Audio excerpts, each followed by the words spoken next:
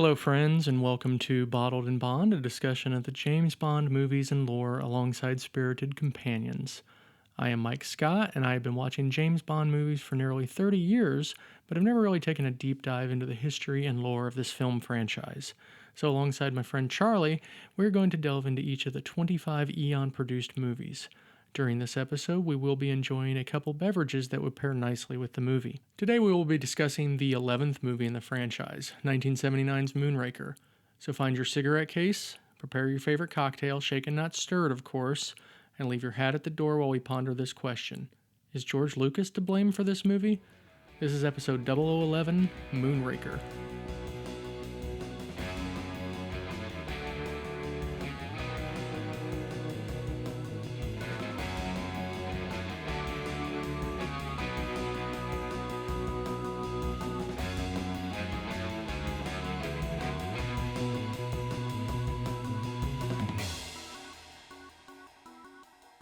Charlie, welcome.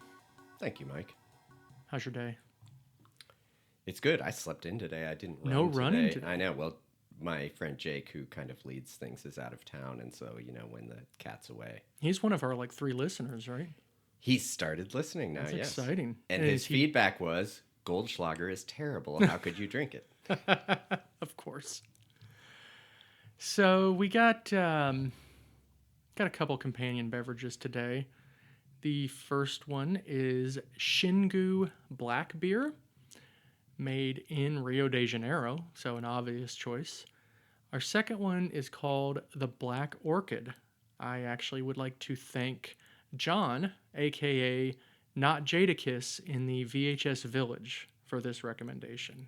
I was kind of struggling with what to pick, and he threw that one out there, and that's the one we're going to use. So And thanks. we'll see why that's relevant We will. in the discussion. Start with the errors and omissions.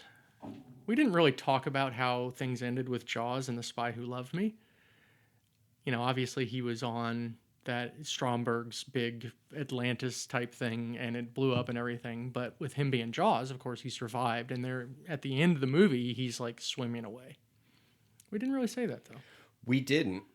And what I read was that partway through filming, they decided that they thought he might actually be kind of a popular villain, and that they filmed it. Originally, he was supposed to die, and then they filmed an alternate ending with him swimming away so Nice. that he could be in the next movie. I think that was a good choice. I think it was a very good choice. I also read that kids actually wrote in later saying, can Jaws be a good guy? So we'll get to that later. I could see that because I remember watching as a kid. I'm jumping the segment of my memory of the movies, but I remember as a kid, we thought he was terrific. We loved every scene he was in. Yeah. We'll talk about Jaws quite a bit. Couple of listener comments. The first one, I owe somebody an apology because I thought that this was spam. We received an email from a coworker of Charlie's with some very specific requests about her wanting to get a James Bond tattoo. So we're going to take some time to actually look through all this stuff, but basically she sent some AI images of all of the Bonds playing musical instruments, and she wants to turn that into a tattoo. So next episode, we'll provide a little more detailed feedback, but I did want to mention that because I most certainly did not think it was a real email, and I apologize for that. I need to mention my own error, which was I was running with my former friend Craig, who's British, by the way, and loves James Bond, and is now listening to the podcast, talking about Bond getting married. And he mentioned how he liked him getting married in the George Lazenby Majesty's Secret Service. And all I could think of at the time, of course, remember I'm running, it's 90 degrees up, Yes. was that he gets married in You Only Live Twice to He the does. Japanese woman. And I'm like, well, he gets married in the Japanese one. And he's like, well, he marries the woman and then she dies, which of course is true, which is the scene that I think I mentioned I really didn't love that much, that she got killed right away. I think, and as I think about it, it would have been better if they had the next movie actually be in the correct order, where he's trying to avenge her death with Blofeld. Yes, that's the way the movie was, or that's the way the books were. That would have actually been Yeah. a good plot, I feel like. Anyway, so that was my error for not just saying, yes, you're right, he does get married So in that he's now movie. your former He's friend. my Just because former friend, though, now, yes. this has been the very rare segment of Charlie is wrong. I mean, this may be the only ever episode of Charlie was wrong. Boy, I sure hope so. You know, there's not enough numbers for them to do Mike was wrong segments, but Charlie was wrong. Wow. We did get one. When we get your wife on, we'll get to all of those. No kidding. We did get one more email. It's from somebody named Cosimo Zanghi, and it says that my McAfee coverage has expired. It's really weird. There's nothing about Bond in it. It just said that my McAfee coverage had expired, and it was $750. Fortunately, I paid the $750. Oh, good. And then after that, the Prince of Nigeria sent me an email wanting some more money, Yeah. so I gave him money too. I hope you paid it in Apple gift cards. I did. Because that's the only legitimate form of currency left. Actually, no. You know what? I paid in Bitcoin. I have like 30. that's I have another 30 Bitcoin, so it was a drop in the, just a little drop in the ocean for 30 me. big. Somehow I feel like our recording studio would be a little fancier if Right. we had 30 Bitcoin. So yeah, thank you, Cosimo Zanghi, for your McAfee email. I hope next time you actually send something about James Bond. Can you forward that to me? I will. Because my McAfee's probably also Yes, out of I will date. definitely do that. News. Very small tidbit of news. There is another James Bond casting rumor. A little-known British actor named Scott Rose Marsh has tested for James Bond. And the reason this is significant, he would be the first ginger James Bond. He is a redhead, which I'm fine with. I mean, I have a Well, little. we're Americans. Yeah, I have some Irish roots. We'll see how the. So do I. You'll have to get some feedback from your fellow British runners about what they would think about a I know. ginger James Bond. Do they ever mention his hair color in the books that you can remember? Like, how much do Dark they hair. go into his Yeah, physical he's dark hair. details? I mean, picture Timothy Dalton. That's the Yeah. closest I think you get to what he looks like What in you the would books. think of in the book, okay. Yes. All right, let's go to the plot summary. Several decades ago, in a galaxy called the Milky Way.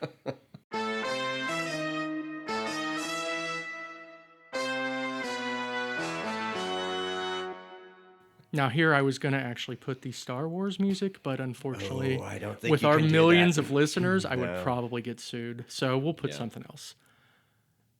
After a space shuttle, dubbed Moonraker, is hijacked from an RAF jet, James Bond is sent to California to investigate and meet with the owner of the shuttle, industrialist Hugo Drax, a smarmy snoot who sounds like Tyrion Lannister.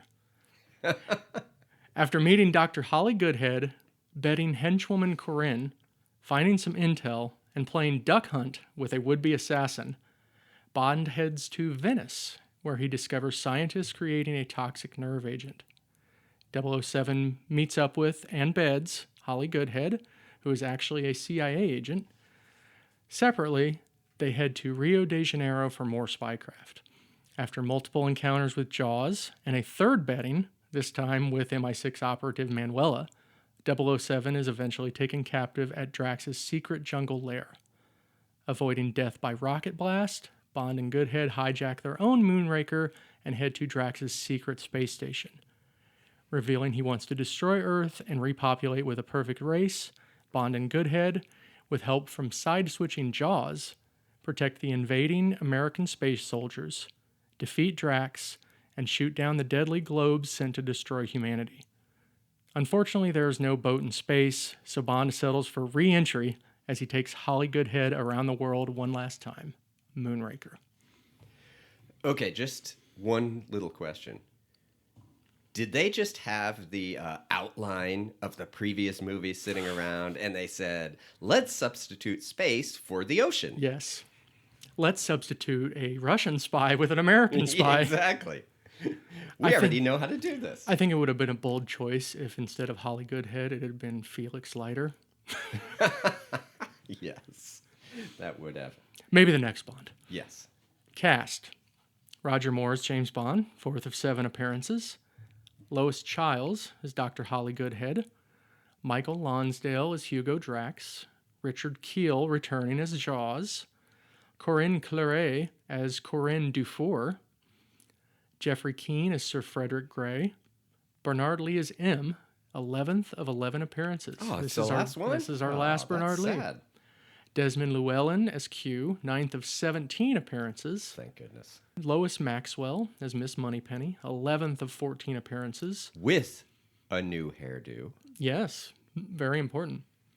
Toshiro Suga as Cha, Emily Bolton as Manuela, and Blanche Revelec as Dolly. I apologize to our millions of French listeners. I'm sure I mispronounced her last name. Crew, directed by Lewis Gilbert. This is the third of 3. Screenplay was by Christopher Wood. Music, once again, by John Barry. Cinematography was by Jean Tournier. Wow, I somehow managed to... pretty good. I thought that was I thought so. perfect. I mean, for another English-speaking person, that sounded good. And production design by Ken Adams, 7th of 7. This is our last Ken Adam movie. Oh, interesting. He's great. He has done some great stuff through Yeah. this series. Theme song, if you want to call it that, Moonraker by Shirley Bassey, composed by John Barry with lyrics by Hal David. We'll get to it. Yeah. I've heard it several times now. I could not hum the tune if you paid me. Because all we ever do is just take it to Goldfinger's I tune. know. Well, This premiered June 26, 1979 at the Odeon Leicester Square. Again, ask your British friends if will. Leicester I is the know. proper pronunciation. yeah. This was released June 29th, 1979 in the US. The budget, adjusted for inflation, was $101.3 million. This is the most Sounds expensive. like a lot. This is the most expensive Bond so far. Box office adjusted for inflation, $807.6 million. This is 9th of 25. At the time it came out, in terms of real dollars, not in terms of inflation, but at the time it came out, it was the highest grossing Bond movie. In my extensive research, and I really, Mike, I do as extensive research as possible. I do not spare any expense or time in doing my research. In the trivia in IMDb, it claims that Cubby Broccoli complained that it took as much money to make the opening credit scene of this as it took to make Dr. No. Wow. That wouldn't surprise me. Yeah. Now, are we talking about including the skydiving beforehand? I don't know. It was 'Cause that just would a make little- sense. it was just a little quote, but apparently this just cost an astronomical amount, and they couldn't believe how much it cost to make the movie. So your history with this one. You had to have at least kind of been aware that this one had come out. I know you said that Never Say Yeah. Never Again was like the first one you saw in the theater. In the theater. But yes, I had seen this, although not as much as some of the others, and I don't know whether that's because I purposely avoided it, which I think is something that people probably do with Yeah. this one, or whether I just hadn't seen it as much. But I had seen it, but it wasn't as memorable to me as some of the other ones. Okay. Did you go see Star Wars in the theater? Yes, Okay. I did see Star Wars in the theater. I mean, I think it's safe to say that this movie wouldn't be what it was if not for Star Wars coming out 2 years before it. I might not have even been made. Who knows? It We'll go would have back- been very different. Yeah, we'll talk about the books later. Yeah. Let me say this. There was no impact in this like there is the very first scene of Star Wars with Darth Vader coming Yeah. onto that ship and you see him for the first time. That is like, burned into your memory. But this movie, I couldn't remember a whole lot from it. But, it was different than I remembered it being when I watched it this time, I think. Well, let's go into the scene-by-scene breakdown. So we start off with an RAF plane carrying a space shuttle. And yes, that is how they transport space shuttles. They put them on top of jet planes. A 747. Pretty cool. We have 2 stowaways in the Moonraker shuttle that hijack the shuttle, launch it, and blow up the plane. Yes. But did you like the quote from the British pilot? You can trust the RAF. Right before, of course, yeah. the shuttle gets stolen. What was interesting was it sounds like this was before the actual shuttle had ever launched. It's very And true. they had only seen a prototype of the shuttle. Like no one 100% knew what a shuttle liftoff was going to look like, and it had never happened before. And Yeah. that was interesting to understand the timing, that seeing the shuttle would have been a very novel thing for people seeing the movie. Yeah, I actually had quite a few notes about that. NASA was very cooperative with the producers that's in making interesting. this. Yeah, so they got some early looks. So I thought that was pretty cool. So the shuttle flies off. We're now at MI6. M receives a call about the missing Moonraker, and he decides he needs 007, so he goes and asks Moneypenny, is 007 back from the African job? Moneypenny replies, he's on his last leg. Cut to Bond on a private jet, touching some woman's leg. Charlie, I don't know why, but you flew in today on a private jet, and you really messed up my backyard. It was completely unnecessary because you live right out down the street. I know, you would think, except I only travel first class. It's very true. Yeah.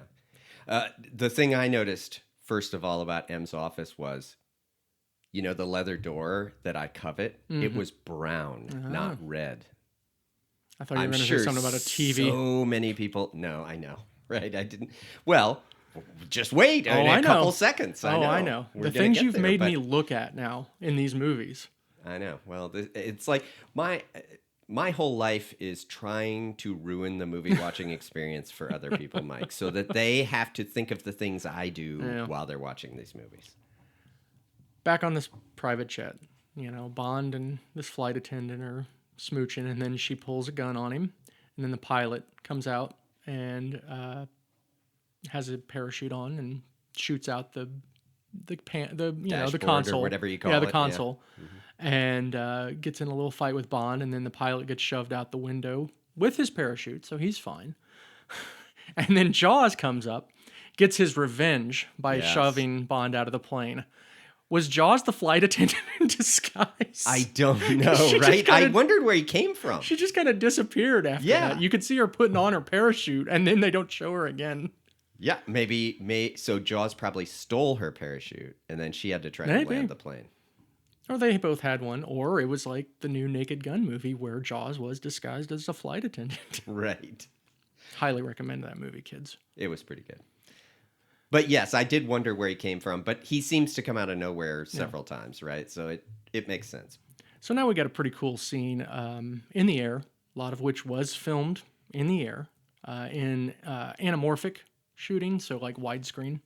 So I read that it was like 86 days of shooting just to do this scene. They just did it in small segments. Well, I mean, as I was thinking as they were falling, is that how long you actually are in free fall before you can pull your parachute? And I suspect the answer is no, because I think they filmed this during many, many jumps. Yes.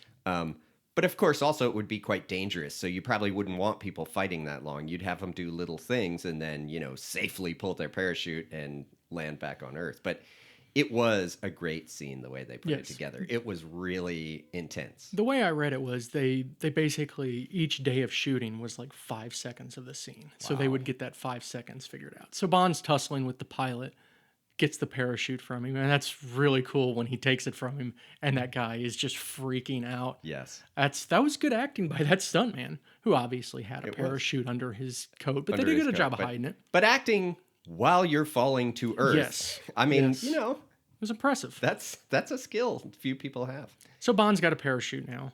Which apparently was a fake parachute, right? Because that actor also, you wouldn't have them not having their own parachute while they're fighting for it. And so apparently he actually had one under Makes his sense. jacket too. And now we get Jaws in pursuit, fighting Bond. And I don't know why they couldn't have made the guy doing Jaws' stunt make his teeth look like metal, because they were like pearly white as he's coming towards Bond. Yeah. It is what it is. It's still a cool... It's a cool scene. And in today, they probably could have painted his teeth gold, because he would have been far enough away you wouldn't have seen he had that actual mouthpiece. Yeah, just something metallic looking. Or they could have CGI'd it in this day and age, right? But, it was the old days. Yeah. So they're fighting. Bond eventually does activate his parachute, and then, Jaws can't catch him. So I kept thinking, he's coming after you, pull your parachute, and he will have fallen farther than you.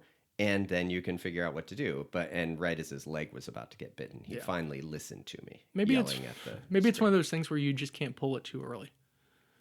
That must be it. So Jaws' chute doesn't open. And this is probably going to kill Jaws, of course.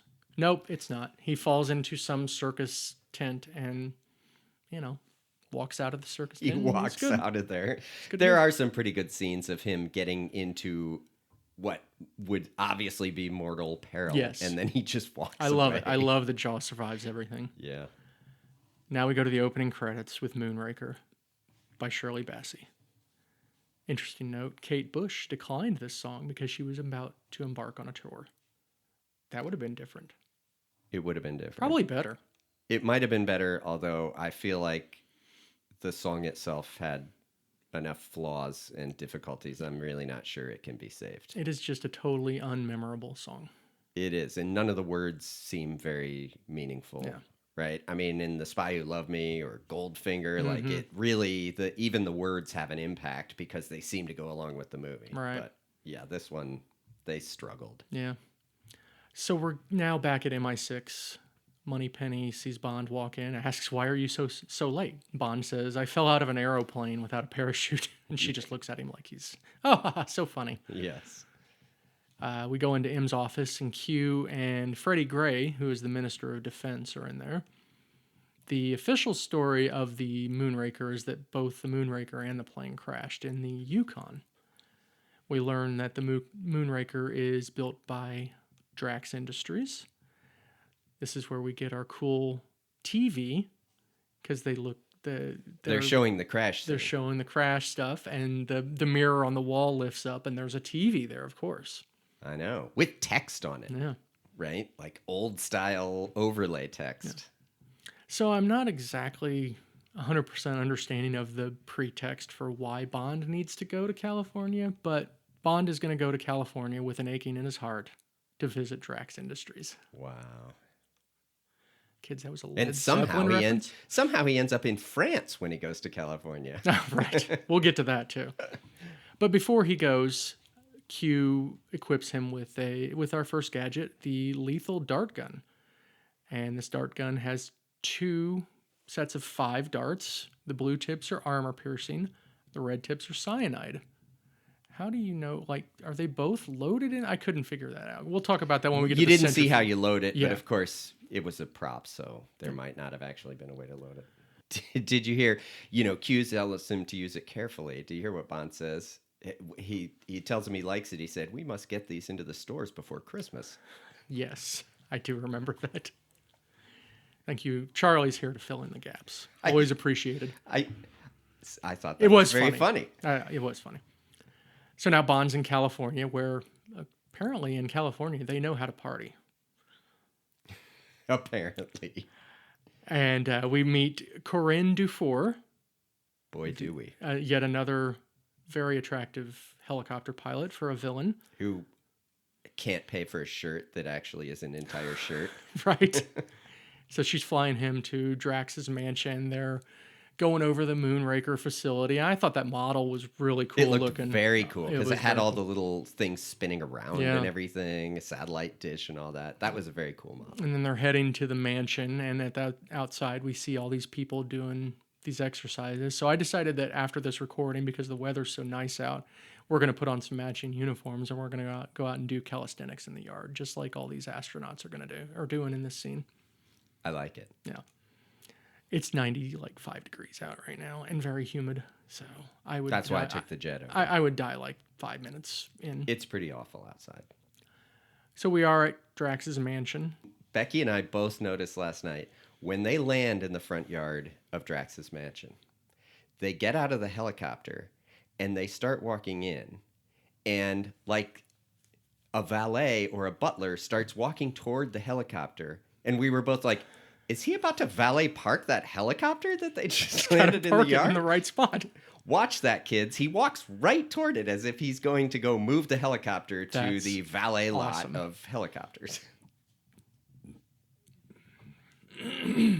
And, Bond is wearing a sport coat, not a suit. I thought this was an interesting choice, maybe because he's going to California and it's a little more casual there. The mansion, the exterior of the mansion was actually a mansion in France. And we'll talk here real quick.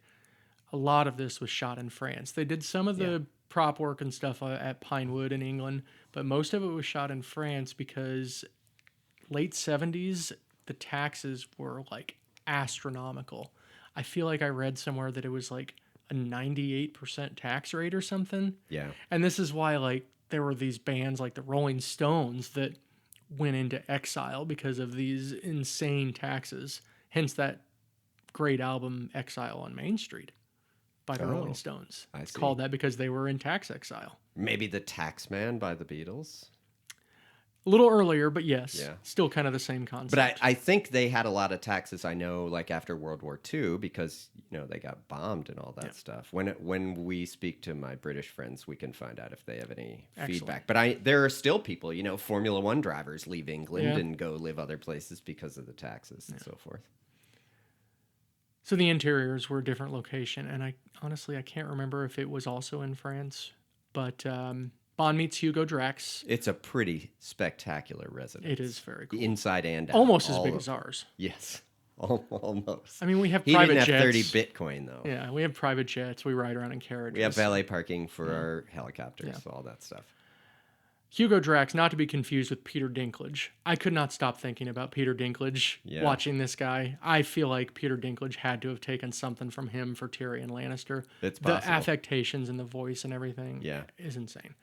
One thing about the France thing that I read was that making the movie in France, you're required to hire French people by some treaty that the English and the French had about movie making or something like that. Yes. So there are French actors in the movie. Like, Well, that's why the Corinne helicopter Dufour. pilot. Yeah.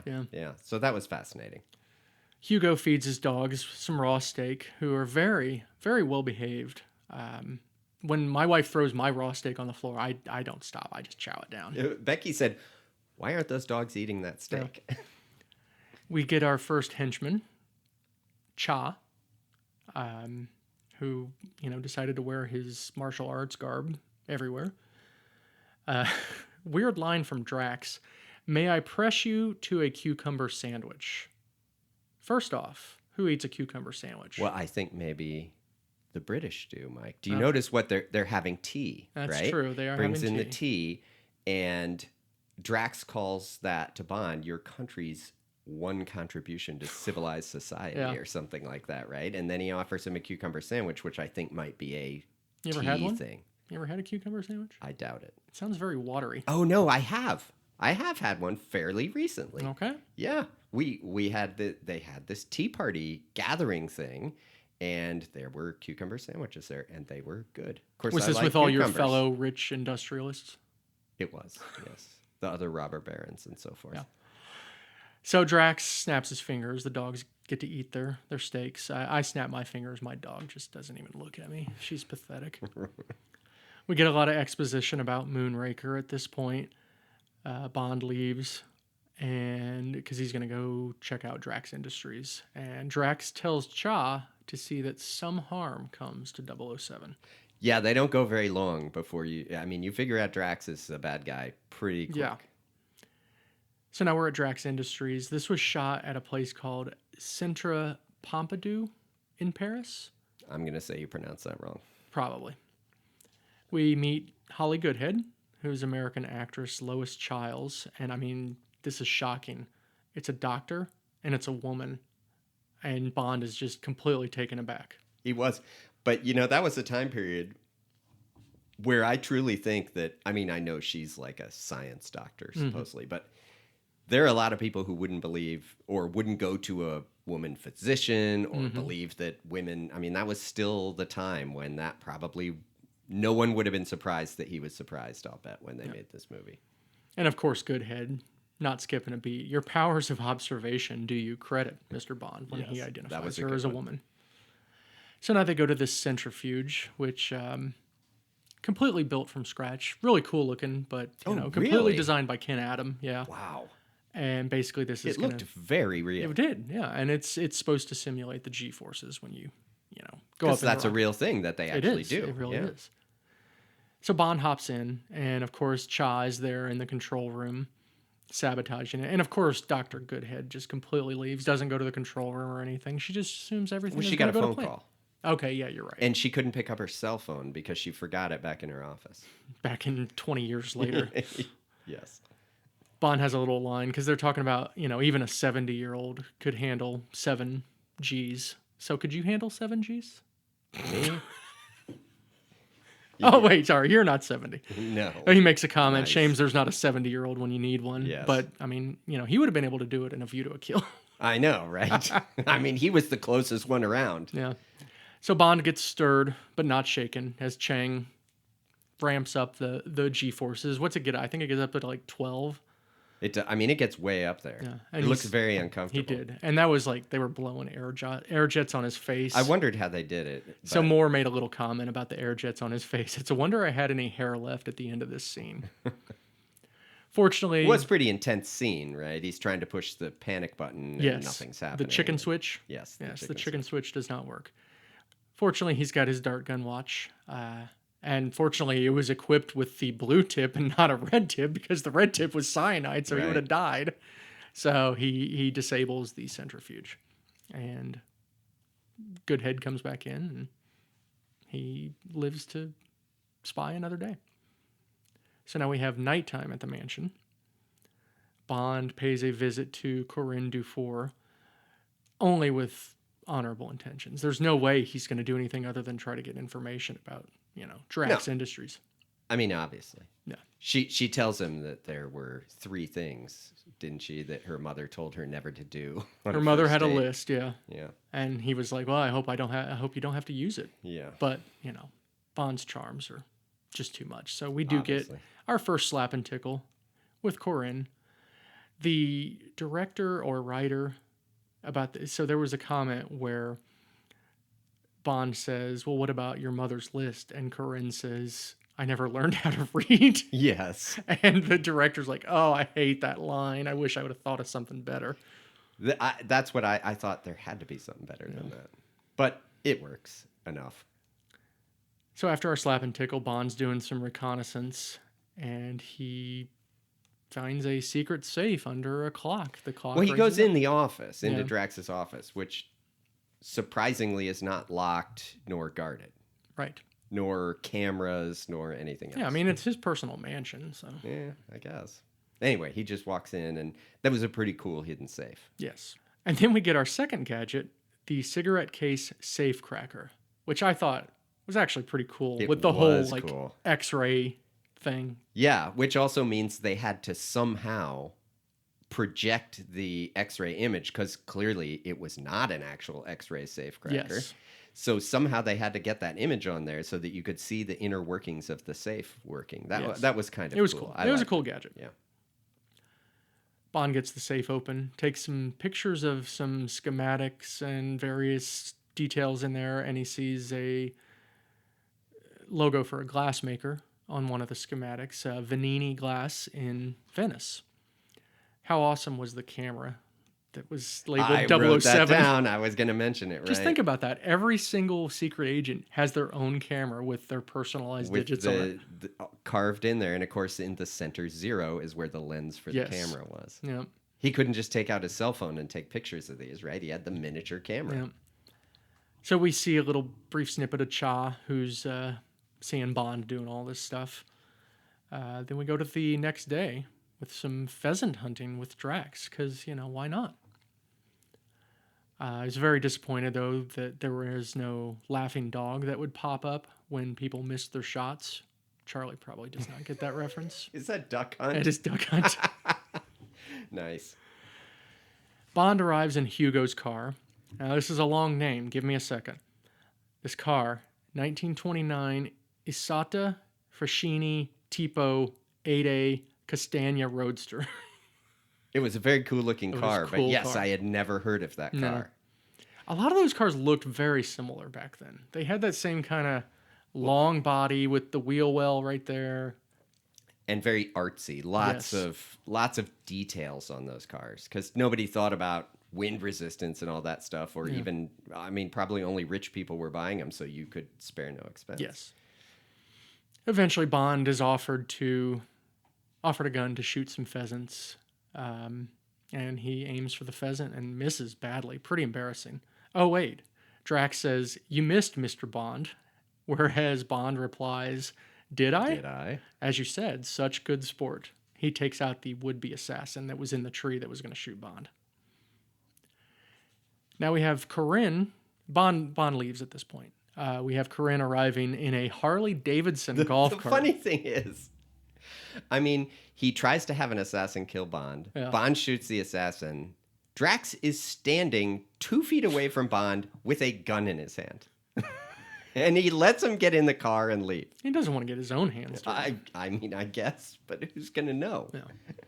So yeah, Corinne arrives in a Harley Davidson golf cart, which I had no idea Harley Davidson made golf carts. I It was didn't good either. looking. It was a I good know. looking I had cart. to look that up, yeah. Drax says that her employment's terminated, and then she kind of Because she took Bond into She the took Bond into office that room, And yes, yeah, he yes. blames her for Bond getting the schematics.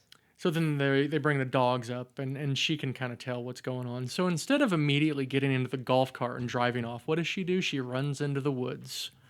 And I cannot believe how long it took for those dogs to catch up with her. Those dogs that were maybe 20 feet away when they were set loose took like a good minute and a half to catch her and kill her so that she Yes. was terminated for good. Which now, first of all, there's no guarantee she could have gotten away in the golf cart. Yes. It didn't look that fast, and those dogs were big and fast. They could have jumped up on the golf cart. Yes. However, I'd have taken my chances with Yes. the golf cart. Because in real life, those dogs would have caught her in about 10 seconds. She wouldn't have gotten to the woods. They would have gotten to her before she got into the No, woods. they would be so fast. But anyway, there goes Corinne. Rest in peace. We now have Bond in Venice. And he is visiting the glassworks, that Vanini glass we talked about earlier. Walks in, there's a receptionist, and they have a little banter, and she just tells him he can go wherever he wants. Like, okay, I guess I'll just walk in the back room and just take a look at everything. Did you see the look she gave him, though? Yeah. Boy, did she give him a look. Yeah. So Bond's taking a tour or taking a look around the glassworks factory, and then we cut to Nobody who's back there making glass with giant fires looks at this guy in a suit and says anything to him or even notices he's there. He does before we go to the next part. He does pull out one of the glass tubes, and it has that shape that he saw in that schematic. In the schematic, yes. Then he's at this glass exhibit room, which was a set in Paris. And if you have an entire room with glass everywhere on shelves and stuff, you know it's going to be broken at some point later. Of course. But he sees Holly Goodhead. She leaves. He follows her. There's an American lady giving the tour of this glassworks in Venice for some reason.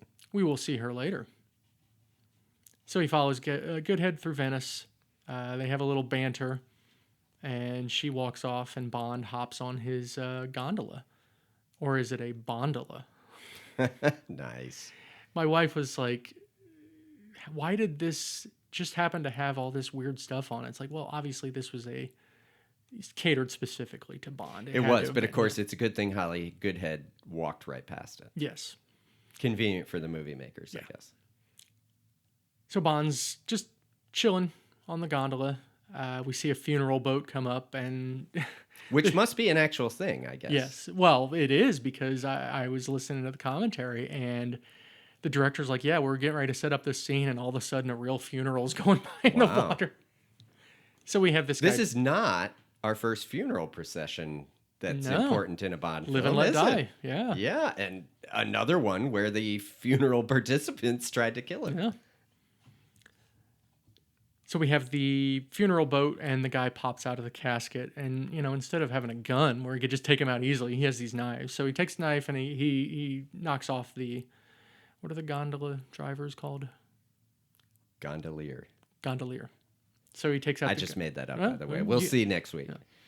Takes out the gondolier and misses Bond. Bond takes control of the.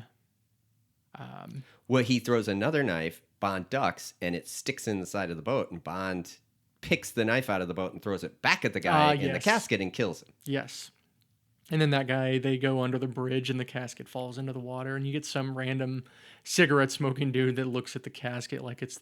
I don't know. I kept waiting for something to happen when that guy looked at the casket, but my other thought was, this is kind of Charlie Ruins a Movie. Why would they be driving a funeral boat with a casket on top that can't fit under their bridges? Seems like they'd know. I kept that to myself, but I'm not surprised you mentioned it. Oh, I don't keep annoying observations. You know what should have happened? When the casket fell off the boat, it should have exploded. I wanted the guy to throw a cigarette in the water and somehow it exploded. That would have been awesome. Yeah. So we get a boat chase. Shocking. We don't get enough boat chases in Roger Moore movies. Because clearly there is an actual motor in the boat, apparently. Bond is able to evade several would-be attackers. Guys coming out of nowhere to shoot him down and everything. But eventually, he turns the hovercraft, or I'm sorry, he turns the gondola into a hovercraft and rides up onto the street with it. Now, I need to mention one thing, having never been to Venice. Mm-hmm. It was a revelation to me that he went through a traffic light in the canal. Did you notice that? I did not. He went through, yes, the traffic, they show the traffic light and it's like turning red. Oh, is that where the guy got through split? there, and then the guy gets... The other one got split, yeah. Yeah. Not the first boat splitting we've seen either. No. We've seen that at least once, maybe twice. It's true. But yes, there was a traffic light for directing the boats. I thought that was fascinating. So we have the hovercraft now that's just riding around in the streets. And the commentary was talking about how they were trying to close off areas to be able to film this, and they just couldn't do it. There was just too many people everywhere. Right. So they just shot it. So most of the reactions that big are real. Square? Yeah. Oh, that was pretty wild. There is a running joke, though, that it started at the last movie where the Lotus comes out of the water. There's a guy that like does a double take and looks at his booze that he's holding. It's the same guy in this one where Bond's going by in the gondola. Oh, they got that same It's the extra? same guy. I think he's a crew member. Oh, I believe okay. he was a Okay. crew member. That makes sense. Yeah. That's wild. We get the awesome scene of the pigeon doing a double take. I saw that. Gee, I wonder how they accomplished that. I know, right? It was so clearly like reversing the film, but that's what they had back then, Right, Mike. yeah. And Bond gets away. So now it's nighttime in Venice. So Bond is going to check out this laboratory, Drax laboratory. He hears the I don't know what musical thing that was, the guy for the code to get into the lab, but Bond heard it and remembered You it. don't know what I musical don't. code Enlighten that me. is? I assume it's some classical That is composition. Close Encounters of the Third Kind. Was it really? Yes, the do do do do do Oh, okay. is Close Encounters of the Third Kind. And what I heard was Cubby Broccoli had to call Spielberg to ask if he could use those 5 notes. Wow. I did not make that connection. I've only seen the Yes. movie once. Oh, okay. I've seen it many times. Okay. And I saw that in the theater. And I mean, you have to imagine back then, that was really a shocking That was right after. movie. It was like a year wild. later. Yeah, and it was great. Yeah. But yes, but then supposedly later, Spielberg asks Cubby Broccoli to use the Bond theme in The Goonies. And he's like, well, that's a little more than 5 notes. But he was joking and he let him use it, which, as you informed me, is in the movie. Yes. Charlie's seen The Goonies once. I saw it twice last month. It's one of my favorite movies of all time. I think I was just a little bit older when it came It out, was, and yeah. I suspect that's the reason. That was, definitely. But, yeah. That's been another episode of Charlie is older than Mike. Yes. So Bond's in the lab. All kinds of cool sciencey stuff everywhere. You know, you got your gizmos, your gadgets, your hoojits, whatever. And we see these 2 guys packing up these giant, like, globe things. They're getting these little tubes of liquid. Those same tubes, where they're Yep. getting tubes They're of the liquid and tubes put them that- in the glass. Yep, put it in the glass from the Venini glass. And they're putting them in this globe, and then they're wheeling a globe off. We're going to see the globe later, of course. So Bond then goes through the nuclear door. He doesn't even have to push in that code again. He just pushes a button and the door opens, and he, finds this bottle of, it has to be perfume, right? It's a Chanel number 5, I think. Yeah. So he finds this, takes a sample, and then puts another one. He's like looking at this other globe that was left in the room, and he, sets down another vial on that globe. Scientists come back. He runs back into the Control room. Yeah, the control room. And the guys knock over that vial, and smoke comes up everywhere and kills both of them. They freak out and lose their Yeah. minds Yeah. right before they are killed. And they make it a very, very specific point that the rats do not die. The rats are still They alive. show you the rats who are in there don't die. The thing I noticed was, the little nuclear door he went through, which I'm not sure what it had to do with nuclear. Maybe that was to throw people off. But Well, yeah. did you see that like a little airbag Yes. around the door Yeah, it, inflates like, or sealed off. something I to did notice seal it that. off when that. So there must have been a detector in there. I thought that was kind of That cool. was pretty cool. That was smart. But also, if that's my lab, I'd like that to be on all the time because this stuff is pretty deadly, obviously. Yeah, clearly. So Bond has this vial. Bond is sneaking out. And so now we're back in that glass room. And I should mention at some point he sees some crates with Rio stamped on them. But we do know we're in Italy because what did those crates say on them? Fragile. Oh, I didn't even notice that. That's outstanding. Yeah. Fragile. So somehow we get back into that room with all the glass displays with Cha. Bond is fighting with Cha. Here comes the fight. Yeah, and almost everything in the room is destroyed. Yeah. How'd I you did like- notice nobody got cut, Yeah, but it was a great fight with all that stuff being shattered. yeah. You had that one really fancy bowl that if you put your hand over it, the alarm went off. So Bond puts it back, and then Cha just comes up and swipes the top of Smashes it it. off. And Bond picks up the glass-handled sword Mm-hmm. to fight Cha. But, I mean, they make it a point to fight in every single part of Yes. that room so that they can destroy, have to destroy every all of it. single piece of glass. Which Eventually- apparently is sugar glass. Yeah. Yes. Yeah. I had never heard of sugar glass until I was reading things, but it's made of actual sugar and you can see through it. Yeah. Eventually, they're like up in a higher floor. Bond gets the better of Cha. So Cha, he runs out of time, and then he gets Wow. knocked out of the building, and then he hits all the wrong keys by crash landing into the To piano. the piano. We get a quip here. Play it again, Sam. Yes. Which is not the origin of the misquote, because the actual quote is "Play it, Sam."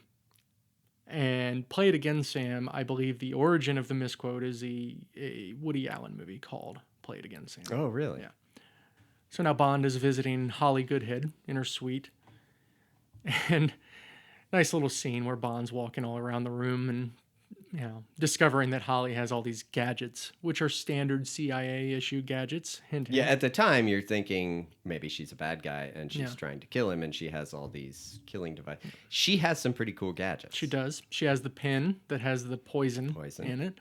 She has the diary that has the dart gun in it. That's right. She has the perfume flamethrower. I like that one. Yeah.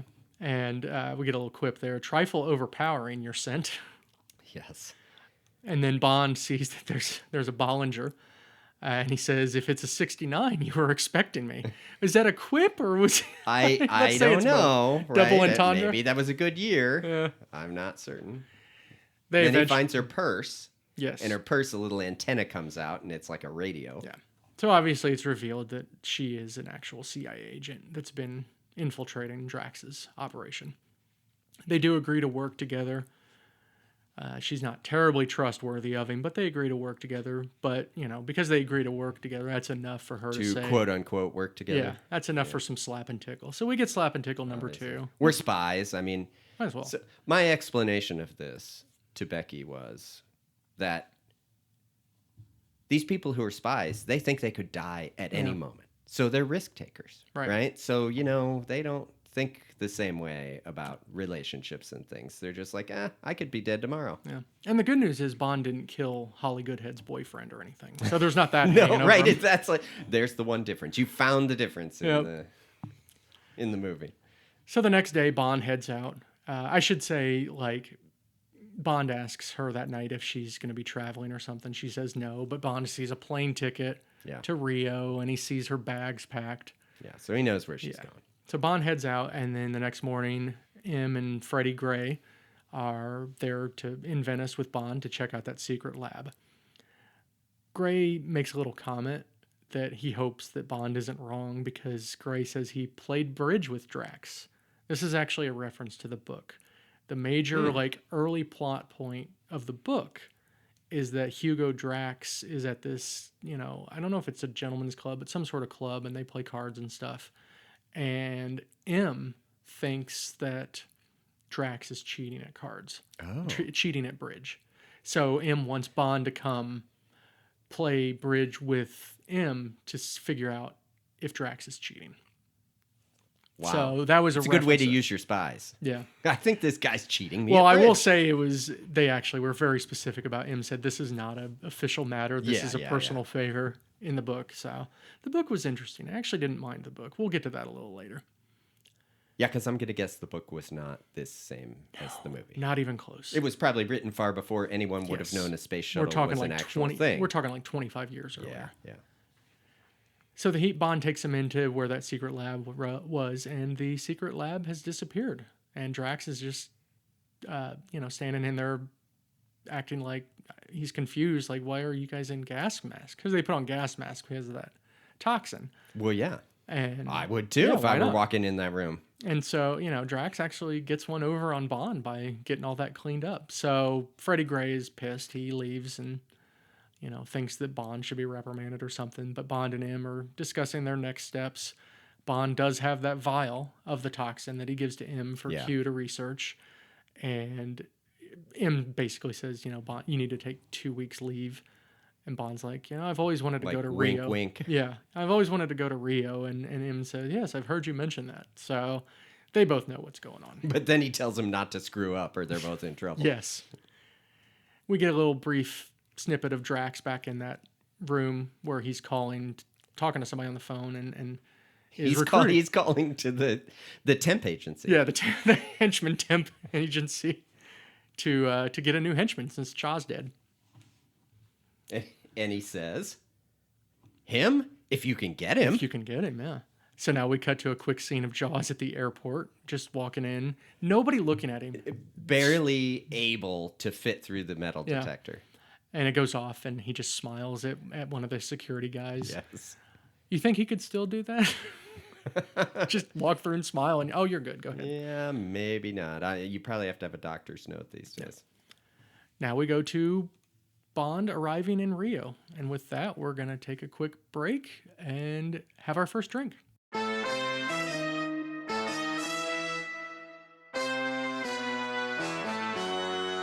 And we are back. We have a beer brewed in Rio de Janeiro called Shingu. You ever been to Rio, Mike? I have not. Neither have I. I've barely been out of the country. I've been to Canada. But this is a... To quote Homer Simpson, why would you leave America to go to America Junior? Nice. Canadians, that's a joke. Canada's awesome. We love Canada. And we can blame you. Blame Canada. Oh my gosh, right. If anything, what's so funny about that, of course, is like, who do you think has more blame as a nation? The United States or Canada? We're not a political what podcast. What are they to blame for? So we'll cut all this. I'm just kidding. Cheers. Cheers. It's good. I mean, it's just a good Schwarzbier. Yeah. They like to call it. It's a black lager. But yeah, I thought, brewed in Rio, why not? Or at least the company's based in Rio. It might be, they might brew it here also. They could contract out, but they know how to make it the same. Yeah, so that's probably good actually stuff. Makes it better because they don't have to travel overseas and all that. Yeah. It's good. I like it. So yeah, Bond arrives in Rio. Rest in peace, Concorde. I was going to say, what's he arrive on? Yeah, he's on a Concorde. That was a very, very fast plane that basically they realized it was not terribly efficient because it was so fast and everything that it only made sense for it to have long distance flights, and there just weren't a lot of them. So I think they went out of business or went under or whatever in like 06, 07. So I run with another Englishman, Gavin, who works in the sort of aero industry. Mm-hmm. One of the things about the Concorde, because it goes faster than the speed of sound, you're not allowed to go faster than the speed of sound over land, generally because of the sonic boom. So the only flights it was good for were overseas, and you'd have to get far enough, you'd have to take off, get far enough out to sea before you could go over Mach 1 and then land. So, I mean, that really limits the routes. You're not even going to fly from England to the Far East or something, because most of the time you're probably going to be over land and you're not going to be able to make that sonic boom while you're flying. Okay. So not to mention the fact it was extremely expensive to operate, apparently. And there were not many parts left because they didn't make them for a long time. So it was very difficult. I can't help but every time you say sonic boom to think of the video game Street Fighter, because one of the characters on that had a move where he would go sonic boom. I would like somebody to write in and tell me which character because I forget. Please do. Anyway, Concorde, very cool looking plane. It is a cool looking plane. Kind of looks like a bird. Yeah. So Bond is now driving or being driven in a Rolls-Royce Silver Shadow. Snazzy car. Beautiful car. Snazzy car. We see this little dune buggy drive by. I thought the dune buggy was I cool. like the Doom buggy. He, hitching a ride to his hotel. He's being followed by a photographer who is riding in a car called an MP Laffer, I don't know. Another cool car. It was a very cool car. Yeah, all these cars. Open air car. That's the interesting thing about this movie. There really weren't a lot of like unique cars. They all kind of had that same kind of look to them. Well, that was a very old school Yeah. looking car too. Yeah. We have Bond in the hotel. Of course, he gets the president's suite, the swankiest accommodations as usual. And this time they even come with a bartender / lovely lady. And apparently the cushiest cushions on a sofa that I've ever seen. Did you notice that? I did. So Manuela is there making Bond a drink. We get this drink called a vodka martini, shaken not stirred. That's weird. I've never heard that in a Bond movie. She knows what he likes. Yep. So Manuela is a local MI6 contact with Station VH. So she's going to be helping Bond.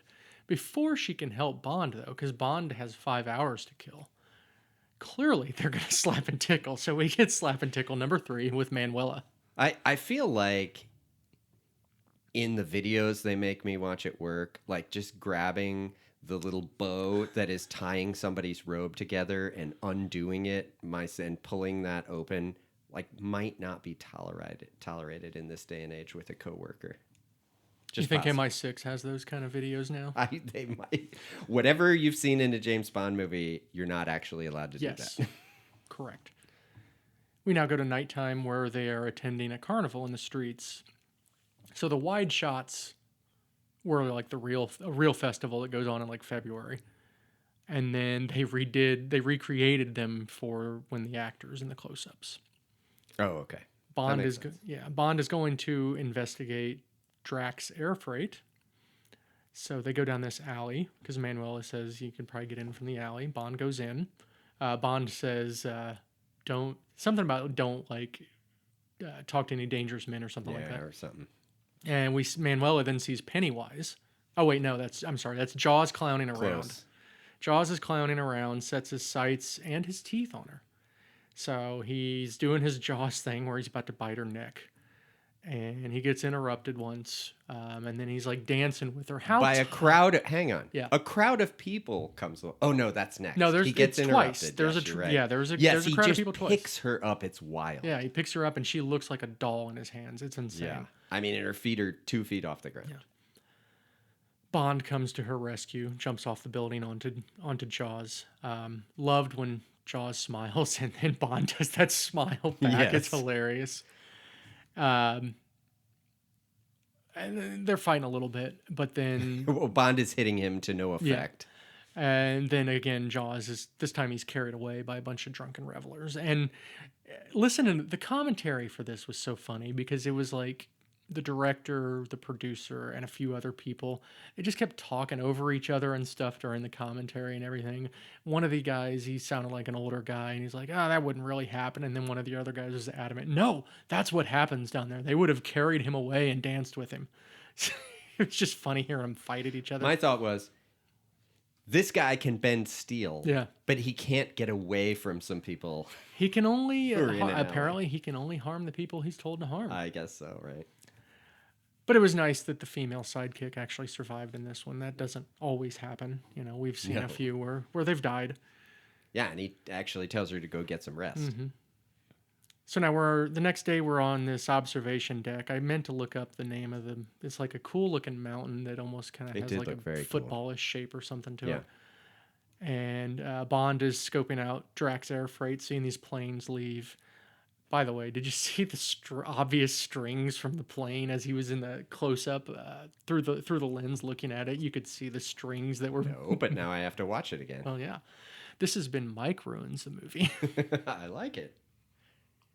Then he spots Goodhead, who's also looking at the same thing. It's a cute little scene where they turn their telescopes and suddenly they're looking at each other. They agree once again to work together, this time maybe a little more trusting. But... lo and behold, there's Jaws again, because Jaws never dies. He's looking on as Bond and Goodhead hop onto the cable car. And Which can also be known as a gondola. I thought yeah, that was interesting. that is funny. And the I did look at second that. type of gondola. I specifically said cable car because I didn't want to confuse him, because I looked I that know. up and it's like, I know. oh, wait. I just thought it was funny. Yeah. So Jaws disables the cable car. I guess. I have several issues with this. Yeah, He this was bites the cable and it breaks. But what did it do exactly? But if it broke, why didn't like the car fall Yeah. off? And he stops the cable car. But why did he have to stop the cable car? Because he was apparently working with the guy in the cable car control room. I was very confused why he had to do anything about that. Yeah. But then he gets in a car going the opposite direction somehow Yes. or something and ends up next to them. Yeah. And the fight ensues. Yeah, because the cable car is just like stuck in the middle. So Bond and Goodhead get up on the top of it to try to, figure out a way As to you get away. will. Yeah. And then here comes Jaws. And how realistic was Jaws' jump from his from his cable car to theirs, where he like does this little jerk and then they cut and then he jumps. Yeah, it's like him standing still, flying through the air with his arms out in front of him. Yeah. It was hilarious. Yeah. He wasn't even reaching his legs out No. like you would when you would jump like that with one leg going forward and one leg pushing off. No. It was hilarious. Regardless, they're fighting each other on the car. Somehow they get the better of Jaws and shove him down into the cable car and lock the door. And then Bond finds this chain. Door locks from the top. Yeah. Bond finds the chain. Yeah. And Holly holds on to him and they get on this chain and they take the cable down. Like a zip line, kind of. Yeah. Okay, in real life, how fast do you think you would end up going with a chain on a steel cable at that angle? I would say terrifyingly fast. Yes. This is where our millions of physics listeners can right. chime in. If it's a 45-degree angle Yeah. and the coefficient of friction is exactly... Yeah. You lost me to coefficient. I know. Seriously, then the guy turns the cable car on and it starts catching up with them, falling down this cable, which also seems impossible because they're on the cable that's moving. Yeah. So many problems, Mike. I will point out that the wide shots, those were all like real. They really filmed all that there.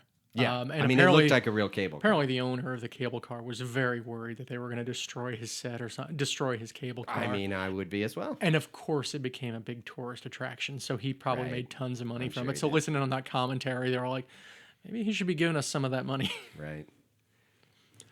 So the cable car, they're going down the cable. Jaws is following, and they at the last second drop off. I mean, it was probably only like a 15-foot drop at this Right, point. just into the grass near the bottom Into of the the cave. grass. Yeah, And Jaws, unfortunately, cannot stop because his little henchman the guy buddy has turned the cable car up left. to 11. Yeah, the henchman guy left, and Jaws just crashes right into the building.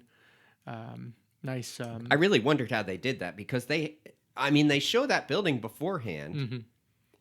and it looks like whatever that was must have been like an actual prop building that they really crashed something through. They built that the scene with the 7-Up thing on the outside of it. Nice promotion Notice for the 7-Up. Yeah. I know there were several 7-Up ads. And then he crashes into it. But of course, he once again survives. He has that giant wheel on top of him that runs the cable car, and he just picks it up. And then... Yeah, well, Jaws, he crashes through the station. He lives to, die another day. And then this little lady named Dolly comes up to him, sees him, their eyes meet, and we get that music that I always forget what that music is called. We should have looked that up because that is a famous piece of music. I will put that in the show notes. Yeah. And he meets Dolly, and there's where Jaws falls in love. A very in short little lady with like braids on both sides of her back of her head. Very cute looking. Once again, a French actress. Oh, really? Yes. Okay. So we go back to Bond and Holly. They're in the grass, and apparently they're going to just slap and tickle right there in the grass. But then all of a sudden, these paramedics come up, and they're going to take him away on gurneys. And Bond's like, no, go away. We're fine. And then he just gets clubbed in the back of the head. So now we are in the ambulance with Bond and Holly both tied to the gurneys. This scene really bothered me. I just thought it was annoying. Yeah. Just the whole execution of it. So basically, it boils down to Holly is going to tempt one Distract. of the fake paramedics by Yeah. keep smiling at him and stuff, and Bond is, loosening his, Well, the metal of the side of the gurney apparently you just move it. you can just move it and then take your tied up arm out of it. I mean, in fairness, typically, I guess you're not tied up in that way on it anyway. So I guess you Still. could say that. But In yes, any case, I understand. he gets loose. There's a fight. Yeah, and then he, instead of using his hands, he kicks the fire extinguisher Yes. to make the guy, freak out, and then he gets up and fights him. Holly doesn't look very useful as a CIA agent so far in the 2 fights we've had. No, but she gets hers later. But we end up with a gurney. The paramedic, quote unquote paramedic, is taking a journey on a gurney, and he rolls down the hill and flies into a billboard for British Airways. British Airways. Right into the lady's smiling mouth who was on the billboard. So Bond is on the hill. Holly's still in the ambulance, and the ambulance drives off. So now we get this random scene where Bond is in a poncho on a horse going to some random monastery. Roger Moore clearly reliving his roots as an actor on the TV show Maverick. Right. Did you know that? I did not. He was Brett Maverick's British cousin. Oh my gosh. On that show. Is that kind of like Boss Hogg and his cousin Abraham Lincoln Hogg? Yes, it exactly is like that. So, Bond is riding his horse with his, wearing his poncho, going out to who knows where, some monastery that turns out to be an MI6 headquarters. Because, of course, why not? Of course. Now, I didn't look up the Close Why did Encounter. they have to still be dressed as monks inside the MI6 headquarters where they were fighting? I don't know. I didn't get the Close Encounters reference, but I did look up the music for Bond riding his horse into this monastery, and that was the Magnificent Seven theme song. Okay, I recognized it, and that's one of my dad's favorite movies. You know what? We have to go back to the errors and omissions. Okay. Because did you notice that the horn the guy blows when they're pheasant hunting does the beginning of the theme from 2001: A Space Odyssey? Yes, I did notice that, actually. Good call. Anyway, yes, he rides up on a horse for no reason. It is pretty hilarious. And walks in, and there's Moneypenny sitting One in of your desk. favorite, one of your favorite that. things now. Moneypenny With her at a perm. desk. Yeah. Yeah. So Moneypenny sent her desk, sends Bond, or sees Bond, and then we go to see Q. He's having someone test out his balls, which are, I forget the exact word he said. It's a specific type of weapon, but it's like 3 metal balls, and the guy flings them, and they wrap around this fake general mannequin guy, and it explodes. It is these scenes of like walking past 20 things Q and all his things little getting tested are kind of funny. Yeah, we get the guy. It looks like somebody is like crouched over with a poncho, and it's fake, and it opens up, and there's a machine gun shooting out of it. And then we get the most ridiculous thing that, for me, is going to be an issue with this movie moving forward: the laser, the face melting laser. I did read that obviously this was 1979-ish time, and they didn't have the technology to do it, so they had to hand draw the laser beams onto each individual frame. But why would it melt the face? I don't know. I know. I had a problem with that. And then I was like, oh, are we going to see more laser guns? Yeah. Well, you can't show that and not show it later. I know, right? You have to have an establishment that laser guns exist. Yeah. And there it was. Yeah. So now Bond, M, and Q are all discussing that nerve gas. And it turns out that nerve gas is made from orchids that come from the Amazon. That were thought to be extinct. Yes. Which leads us to our next drink, as we've not finished our current drinks, the Black Orchid. So we can pause. We will go ahead and pause. So we will take another break here. Well, the orchids didn't just kill people. They grew there, and the people who lived around them apparently became sterile. Yes. So their civilization didn't exist. But Drax has perfected it into death. Yes. All right, we will take a break and get our second drink.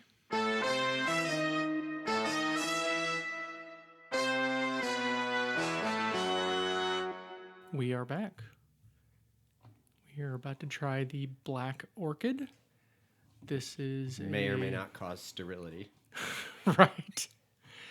Who cares for us at this point? I know, right? So the Black Orchid is actually found this recipe on Grey Goose's website. Actually, I should, like I said earlier, it was recommended by a member of the VHS Village. I found the recipe through the Grey Goose, but it's ounce and a half of Grey Goose L'Orange flavored vodka, ounce fresh lemon juice, 3/4 of an ounce of creme de violette, which is some sort of floral liqueur, 3/4 ounce of simple syrup, a dash of peach bitters. It's supposed to have an edible orchid, but I did not go. I apologize, dear listeners, that I didn't get the full recipe. I think that was just a recommended garnish, was the edible orchid. So we did not get to the edible orchid. Man, so this is the cheap version. Yes. All right. Cheers. Cheers. Well, that tastes like nothing I've ever had. I think it's good. I think I like that. I like it. You get a lot of orange. Yes. I'm But not you a get big, some other flavor that I'm not tempers it a little bit. big vodka guy. I think that creme de violette really, Yeah, it doesn't taste like offsets the- vodka. yeah. I don't even know if you'd know vodka was in it. that's pretty good. I would recommend that one. Okay, so Bond and M and Q are discussing, they were discussing the nerve gas, but then they realize they need to go to this little obscure area in the Amazon where this orchid comes from. Why? Why? I just thought about that. I'm like, why do they need to do that? I guess because they think that there's going to be something there. I guess so. But Q tells Bond, he thinks he has a way to get him there. And this is where we get, and I'm gonna call this a gadget. We get the speedboat because it's basically the Aston Martin on the water. On water, yeah. So we get more Bond on a boat time. This was shot in Florida. All the close-up scenes with Bond, it was just they were trying to find a location down in Brazil that looked good, and they just couldn't. So they shot most of this in Florida. Okay. Roger Moore's boat chase count at this point is approaching Sean Connery's woman slapping count. Yes, there have been a lot of boat There chases. have. So now we get these guys coming after him, and they're shooting off some sort of, bombs or something at him. Right, they looked like mortars. It Yeah. looked like a mortar Conveniently missed on to a the boat. left and right each time. Yeah, obviously. But Bond gets to use every gadget on this boat. So we start off with the bullet shield because, of course, everything. It's a good gadget. Yeah, just like the Aston Martin. We have the mines, I liked the mine. just like the Aston They Martin. just roll right out of the back of that boat. Yeah. Then we get a homing torpedo. That was pretty cool because it went behind the boat and It went then past the swung boat around and then, got yeah. him. And then they're approaching this big waterfall, and this is called Iguazu Falls. And It was a pretty it's a spectacular cool. I would looking love to see waterfall. that. That would Yeah, be cool to see. yeah. Once we start getting our sponsorships and they want us to record on locations and stuff, then we'll go there. So where were those falls? Were those That actually was in it. Brazil? Yeah, the falls are in Brazil. Okay. Yes. So the boat's about to go over the water, and I should mention Jaws is also in a one of the boat boats chasing him, of course. And they should have had the Jaws theme song there. That would have been perfect for Yeah, it him would have pursuing him. But the boat's about to go over, and Bond, there's a hang glider inside of the boat, and Bond gets on the hang glider and glides off. Did you notice that they never showed his boat going over the water? Well, that was a very expensive, fancy boat. No, it kept getting stuck on the rocks. Oh, you're kidding. I am not. They could not get it to go over the falls. So they tried to push a they real did. boat over the waterfall? They did, and they couldn't do it. Wow. It just kept getting stuck. So Bond escapes on the hang glider. Obviously, this is why Q is always pissed at Bond, because it's like 5 minutes and he destroys anything that Q gives him. I know, but the funny thing is, what would be the reason for having a hang glider on there other than your boat's going over a waterfall? This has been another episode of Charlie Ruins the Movie. It was cool, though. It was I liked the hang glider coming out But of you know the who boat. doesn't not go over the falls? That's Jaws. Yeah. And that looked very realistic with that Jaws, dummy or whatever going over. Yes. It was funny. Obviously, he's dead now, right? Oh, yeah. He'll never survive that. Yes. So now Bond's in the jungle. And he sees like these women walking around and stuff. So clearly there's civilization here somewhere. Do you know what I wrote down? He sees the hot girls from the workout. Nice. Yeah, he sees her walk into the stone temple. Mm-hmm. Temple of Doom. And did you notice that the stone temple has a different kind of automatic door than we've seen before? It swung up. Yeah. So given that all these astronauts walked in there, would you say that this is the stone temple of pilots? Wow, very nice. This is the stuff people listen for. I hope that's written on your notes and that you wrote it down ahead of time. Literally just thought of it. I am on top of it. Wow. Anyway, sorry, dear listeners. Bond goes into this temple, and we got all these Hitler Youth in there and everything. I know all the girls walk out and just stand. Yeah, but I guess I can't say Hitler Youth. They are diverse. There is a black woman. There's people of various ethnicities in there. So he's really just looking for the beautiful people, the beautiful people, the beautiful people. Wow, I hope that was written down. No, it wasn't, and that hasn't aged well given I that know, particular individual. How horrible he is. In any case, yeah, they're in a very, very nice looking tropical islandy looking cavern that they're in. They need to have like Airbnbs of all these cool Bond locations. Yeah, that would be awesome. Well, and you notice, so they're all standing there, and the one of them walks across that bridge, and Becky's like, "Oh, he's learned not to walk across a bridge like that." Yeah, because it looked very like the one in Live and Let Die. Live and Let Die, that where it drops out. Yes. So he goes and stands next to the water on a rock that pops up and pushes him into the water. Yeah, and Drax, of course, comes in. He's wearing his typical villainous garb. Kind of looks very similar to Blofeld's. Looks very similar to Stromberg's. It's like you're required to wear this uniform if you're a villain. Yeah. But then we get this snake fight with Bond in the water. The most unrealistic. The underwater shots. It doesn't shots, even look like the same snake, right? They show the snake like a real-looking snake slithering into some water. Yes. And it looks like it has totally different markings than the snake he ends up killing. I researched this. Oh, okay. Underwater, that's a real guy and a real snake. Okay. Overwater, the shots with Roger Moore, that's a real Roger Moore and a very fake snake. Very fake snake. And they said that when they sent pictures or whatever of the real snake to the company that was going to make the fake snake, they didn't do it right.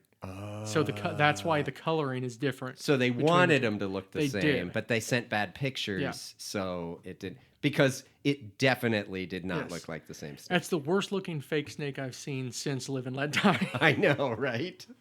That one was pretty. Oh, now we got two fake snake counts in Bond movies. Bond gets the better of the snake, of course, because why not? And then Bond gets pulled from the water by Jaws. Drax asks Bond. Did you notice when the snake dies, they show one of the women up close and she's smiling, and then suddenly her face drops when that snake dies? I didn't see she's that. So That's sad. funny. Yeah, you need to like. It's like when I saw the American sub captain cringe. On this. Well, I mean, every woman loves a gigantic snake. Wow, this is. Are we gonna have to stop and are we gonna have to do this episode over again? I'm gonna have to cut that one. So Drax, starts talking to Bond. He's upset that every time he tries to kill him, he gets away. Why did you break up the encounter with my pet python? And Bond, with his quip, I discovered he had a crush on me. Yeah. So now we go into Drax's lair. We get a lot of villain exposition. He's having this big grand speech about and a lot of henchmen with really strange headgear things. Henchmen and henchwomen. We got a good diverse, group this time. But he's talking about how they're like the perfect people, all this BS and stuff. We see the Moonraker rockets. Obviously, there's more than one. And Drax. And then he explains the outer space version of the plot from the Spy Well, actually, he doesn't get that deep into it until we're up into space. He kind of just talks about how them being all perfect specimens and everything. But we'll get to that in a little bit. But once again, Drax, being a Bond villain, wants to kill Bond in a way that he doesn't have to watch for the most part. So He tells Jaws to take him to the room, which He looks a bit cold. yeah, I gotta give Drax some credit here for using a room for a multi-purpose room. I know. Because you've got this meeting room that's got this table and chairs and stuff for people to sit at, and then it drops all down, and that's where the rocket is going to expel all of its exhaust. That's quite a location for your conference room. Yeah. Right beneath the rocket that's going to take off. So Holly Goodhead's in there, of course, also, and they're going to get melted by the moon rocket or the Moonraker. Roof opens up and the whole big conference table goes down into the floor, and suddenly they're in the exhaust chamber of the rocket. And again, I mean, Ken Adam, the production designer, this guy was amazing. All the stuff he did on all of these movies looks so cool. This stuff looks so good. And he also worked on 2001: A Space Odyssey. So I mean, he's done some really cool stuff over the years. So they're down there. Of course, Drax leaves because that's what villains do. They don't want to watch them actually die. So Drax gets in his rocket to go up. He knows he'll die. I mean, he thinks it's going to be a long, long time till touchdown brings him around again. So Drax, leaves. Oh my gosh, do we really have to keep doing this? Off the cuff. Wow. Yeah. But eventually, Bond, and we don't see this before now, Bond's watch has like a detonator thing on it. So he puts this little like plastic explosive on the bars. Yeah. And blows it up, and they're able to escape right before the It's moon. a good thing there was an air vent in that room. Yeah, right before the Moonraker launches. Now, when the Moonraker does launch, do you really think those flames wouldn't have immediately enveloped them and melted them? They would have, and also the air vent that vents the flame out of that room goes right into like the storage room where they're packing up all the stuff for the shuttle, conveniently. Regardless.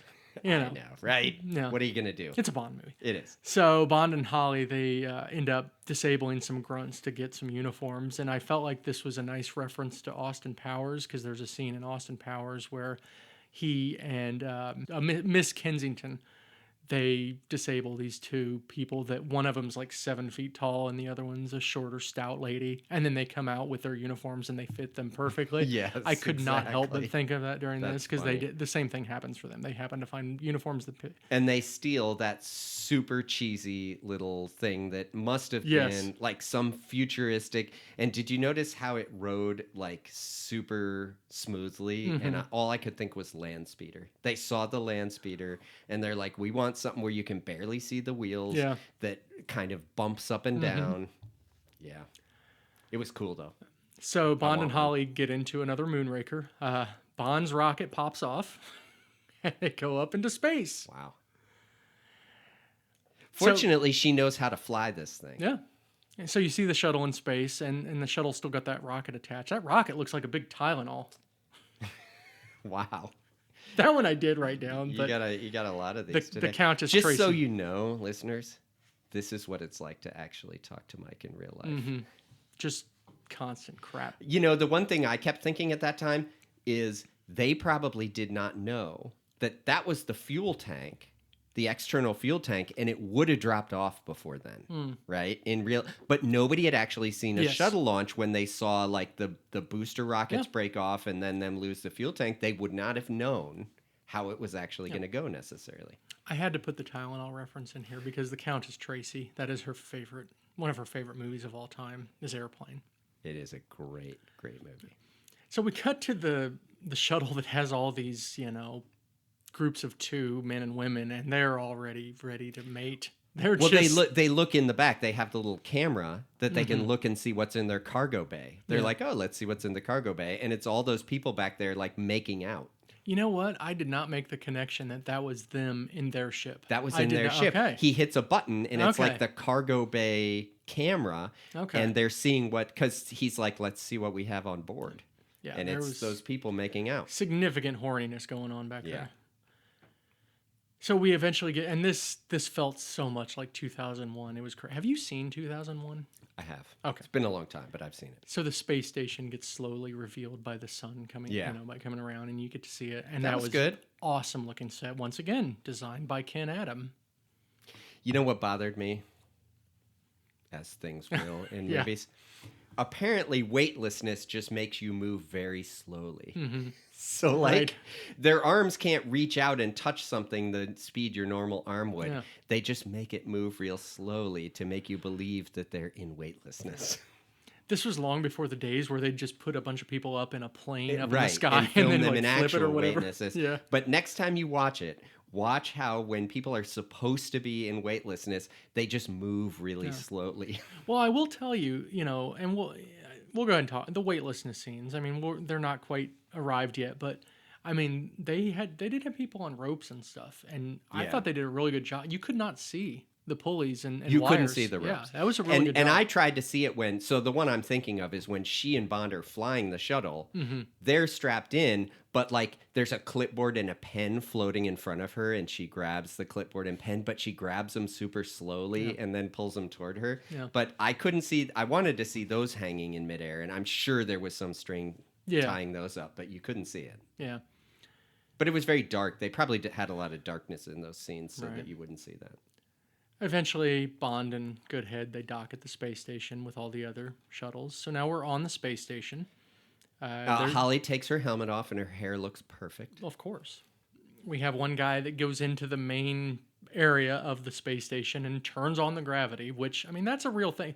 It was funny listening to the commentaries. Like, yeah, we did try to make things real scientifically. So it's they did by having that space station, rotate. Well, that's the funny thing about this movie, and I did think about this. In some ways, it is a more realistic space movie than Star Wars is by a million miles, right? Aside from the laser guns, yeah, the space shuttle's a real thing. uh-huh. Now, building a space station would take a lot of work, Yes. but assuming you did, right? Yeah. It's orbiting or flying. Like they're not actually going out of their way to do really ridiculous. Yes. They're not traveling at light speed, They're doing things that presumably, maybe, you could actually do. Right. We also see Jaws and Dolly arrive, so I wonder what Spielberg would have thought of Jaws in space. We have Drax giving another speech, and this is where he talks about his ultimate plan, where he's going to kill everybody on Earth and then repopulate with all the people that are up in the space station, all the beautiful people. Doesn't sound like any Bond movie I've ever heard before. I mean, there's no reference in like just the last movie where Stromberg wanted to do the same thing. Essentially the same speech. Yeah. Yes. Only underwater is better than space, right? It's nice because, Bond and Goodhead, they have free reign to sabotage the space station because nobody notices that they don't belong because they're beautiful too. So they're in those outfits, right? I mean, in that sense, it sort of makes sense. Nobody else knows who they are. Yeah. We're down on Earth briefly. I think this was some American control center. They're talking with Gogol from the Russian, the KGB. Well, they call him after Bond and Goodhead have disabled the cloaking device or radar jammer. You're right. Yeah. And like, did you put that up there? Yeah. Yeah. And he's like, but I liked seeing Gogol again. It really brought me back. Actually, like Gogol, he's just getting it on with some woman after that. I know. But, you think he would have gone, wait, didn't we fight this same guy? Wait, oh no, that's right. That was underwater. I would like to know. I can't remember how many more appearances Gogol makes, but I kind of like him. Yeah. So we're back on the space station, and Drax orders the launching of the poisonous globes to begin. Meantime, NASA just sends a shuttle up in like 10 seconds. Yeah, NASA. They're just like, get that shuttle out there. Yeah. And all these space marines or whatever you want to call them. Yeah. There you go. Space cowboys. I bet you weren't ready for that. Nice. I have not seen that movie in a long time. I was thinking more of the song. Oh, Steve Miller. Yes. Nice. Yeah, so Bond and Holly are, walking around the space station trying to figure out, what to do. And they see the globes, and Jaws sneaks up behind them because it's in space, so you can't hear Jaws. I really thought you were gonna say you can't hear him scream. I thought about it. So Bond and Jaws get into a fight, and Bond punches Jaws in the crotch, and it's made of steel. So I know. Jaws I like also that. has balls of steel. I know, right? They play that sound. Well, yeah, like you said, the Americans launched their own shuttle. which gets there in about 5 minutes. Yeah, Drax revealing, he's going to kill everyone on Earth with the nerve agent. And Stand by to laser yeah, it. so this is actually where Drax specifically says what he's going to do. Yeah. And Bond and Holly have been captured at this point, and they're standing there. And Bond is talking about how, well, you won't let anybody that's not worthy stay up here, right? And Jaws gets this look on his face like, oh, Anyone wait. who's not perfect, who doesn't fit your plan, will be killed, right? Yeah. But for me, Jaws is perfect. I know. Anyway. You'd think Drax would be smart enough to go, I don't mean you, Jaws. Yeah. No, you're fine. very important. You're fine. And then Yeah. he just throws him out of the airlock later. I know, right? But Jaws, at that point, they're like, okay, let's throw Bond out of the airlock. And Jaws realizes that he's on the wrong side. And Yeah. he switches sides, takes out a couple of the guards. We cut to once again, we get the Honey, I Shrunk the Kids laser that's aiming at the U.S. shuttle that's going to destroy it so that the space cowboys can't, get in and attack. Yeah. Some call him the Pompadour of Love. I don't know. We're really stretching now. I know.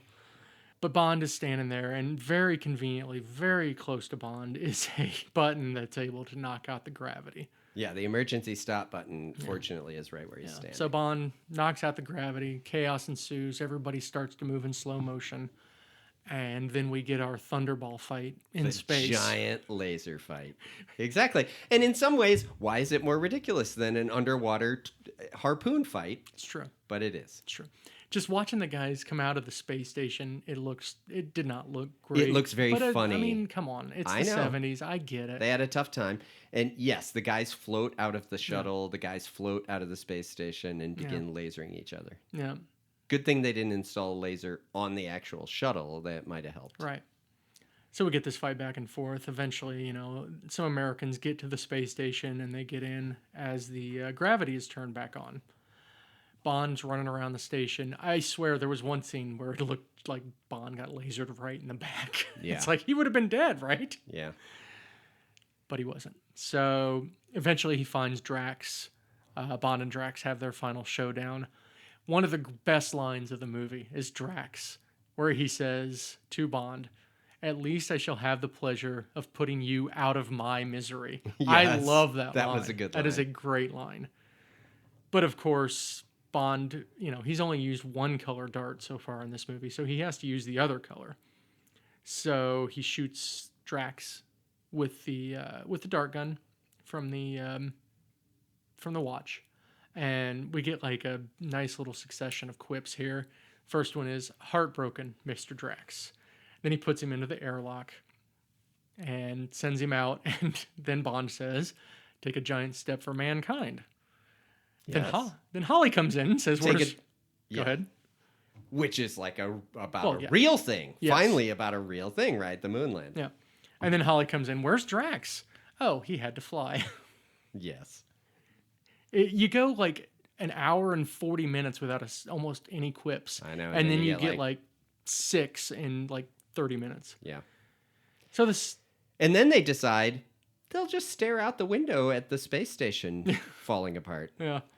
And they're just looking out the window Yep. as shrapnel and debris is coming toward them, which could kill them at any moment. And then they decide, oh, maybe we should try to Yeah. escape. Yeah, the Americans evacuate because they're like, oh, there's no way they can get to us at this point. It's blocked off. So Bond and Goodhead are kind of on their own. And Bond realizes that Moonraker 5, Drax's ship, has laser or missile rockets or whatever on them. Yes, and he has knows guns. this how? How? I don't think he did. Oh, The just- first thing I thought is, how would he know that? They weren't used, and Uh-huh. Drax never said it. In any case. This is where Charlie They once still again have to ruins the escape. movie. It's James Bond. He knows a little bit about everything, remember? He must, yes. He didn't know Drax had these Yeah. space shuttles or the secret base, but he does know that his does shuttle know has that that one- lasers on it. That one tidbit he had gleaned somewhere. So they're in this Moonraker 5, and the docking release system doesn't work. Even the manual override doesn't Right. work. Manual override doesn't work. So then we cut back to Jaws, who's looking for Dolly. He finds her. They embrace. Then, Jaws gets his own, I don't know if it was a Bollinger or a Dom Perignon, whatever, but he opens a bottle of champagne, which of course. I think Bollinger paid the fees for Yeah. this, so I'm sure it was a Bollinger. Of course, there was cold champagne available on the villain's big space station. And Bond People had a lot of champagne back in these days. And Jaws gets his first ever line of the movies. Well, first he opens the champagne with his teeth, of course. And then he says, well, here's to us. So then we go back to Bond. They're trying to figure out what they're going to do on Moonraker 5. And then they see Jaws and Dolly in the window. They might as well have waved. They didn't, but they might as well have because it was kind of good. They don't invite them on board or anything. And Bond asks Jaws if he can help. And for whatever reason, Dolly whispers in Jaws' ear at that point. I know, I wonder. It's like maybe Dolly knows what she's talking about with the space stuff or something. Yeah. But anyway, Jaws goes and finds the reason that it can't be detached from the space station, and he just chews it off. I mean, he doesn't say, I'll open the door, break that thing, and then jump inside the shuttle with us. Yeah. Instead, he says, he'll be okay. It's only 100 miles to Earth. Right. Which we do find out that he was okay. So I know. Isn't that funny? Yeah.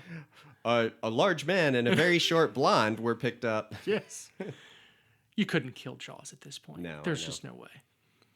So now we're back in space because we're not quite done yet. So we're back in space. Bond needs to shoot out those other globes.